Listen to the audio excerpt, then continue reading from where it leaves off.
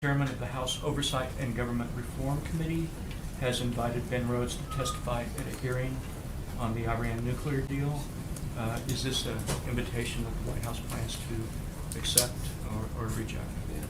Well, with all due respect to the chairman, if he has an interest in a hearing about false narratives as it relates to the Iran deal, then I've got some suggestions for people that they should swear in. In fact, some members of the committee actually may have some light to shed on this. Congressman Ken Buck from Colorado promised in August of 2015 that Iran would get $100 billion to $200 billion in sanctions relief. Congressman Buck is either wrong or lying, and he can discuss that with the committee. He's a member of the committee, so presumably he knows where the hearing room is, so he can just show up at the appointed time and explain his false declaration. Paul Gosar, I assume I'm pronouncing that correctly, he was quoted in September of 2015 saying that this would provide immediate access to approximately $100 billion. Again, we now know, we can verify, that's not true. So again, I don't know if Mr. Gosar was just wildly misinformed or was lying to the American public. But presumably, if he feels so strongly about this issue, he can explain himself under oath before the committee. He serves on the committee too, so it shouldn't be too hard to arrange his schedule. Cynthia Loomis, Congresswoman, she explained that in September of 2015, she claimed that the proposed deal, quote, will lead to a nuclear-armed Iran. That, of course, has not turned out to be true.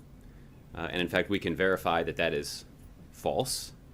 So Congresswoman Loomis serves on the committee. Why don't we swear her in and explain where she got this information? And she can explain whether she was just wrong or lying. She may also explain why she continues to make this argument. I don't know what the protocol is for swearing in members of the United States Senate to participate in these kinds of hearings, but there are any number of senators who could participate.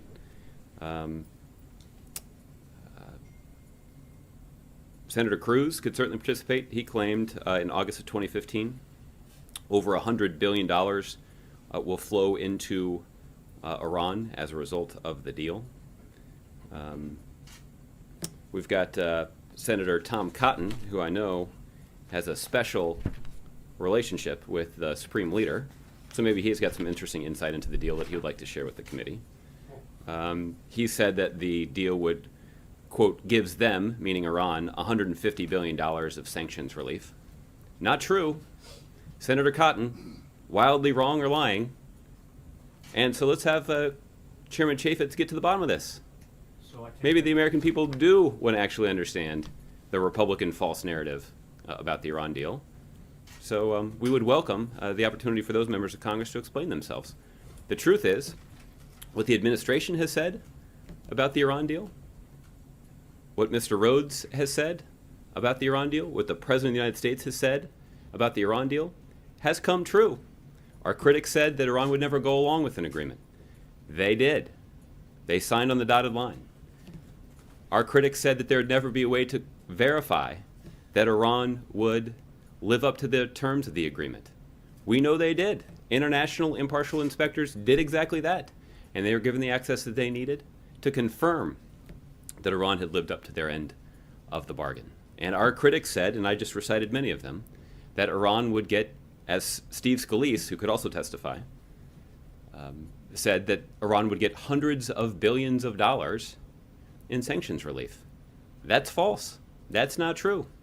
Even Iran says that that's not true. In fact, they're saying that they are hoping that they can get access to more money.